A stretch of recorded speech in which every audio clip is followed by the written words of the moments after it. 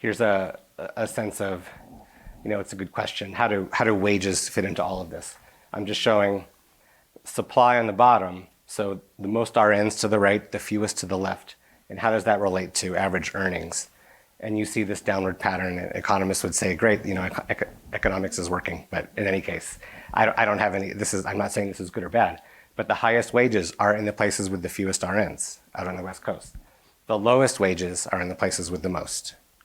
There's a lot of things going on behind this, but at least part of it is probably a simple supply-demand kind of story. You just have shortages out there. It's also expensive to live. That's the contingent workforce. They're all going out there because they don't have enough nurses. Yes, I will show you that. Yeah, It's you're just totally going to keep right. doing that because it's not getting any better. I wanted to look a little bit at migration. Okay, yeah. I was curious because I'm on the West Coast between Hawaii and LA, and it seems like You go to both. Yeah. my family Great. lives in Hawaii, so I go Nice. there once a month, and then in California. Okay. It's cost of living. I mean, how I does know. cost of living factor into that supply? That's part of it. I mean, everything is more expensive.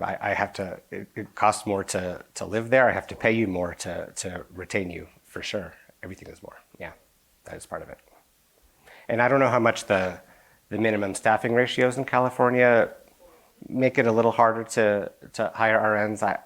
I'm not sure. It might be a small effect. I think it makes it easier to hire RNs with the ratios because they want the staffing.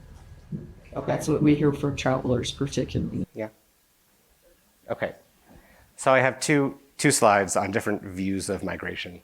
This one is starting with where you got your basic nursing education, then where do you go? So I'm showing this contrast of these blue and these red bars. The blue bars are telling me you got your education in this region, but now you work somewhere else. The red bars are the opposite. You work in this region, but you came from somewhere else. So the reds are the imports, the blues are the exports. And if you go to the states on the left, those I'm calling the exporters. So New Jersey, New York, Pennsylvania, you educate a lot of RNs who then leave and go somewhere else. And you don't pull in very many. And then all the way on the right, you have the West Coast, which is pulling in a ton from other places. They're not exporting very many RNs at all. It's like a buy or build scenario, right? Yeah, If it you're is in that. California, you can either put the investment into educating or you can pay more and draw people. That's right. And I haven't looked at, are there fewer schools in California? There might be, I don't know that for a fact. But for whatever combination of regions, you have a real difference in the push and pull. I kind of looked at the specific flows, and here's some of the biggest movements of where you get your education to where you then work. I'm just drawing some arrows to show you. There's movement from mountain to Pacific, from the Middle Atlantic to work in the South Atlantic.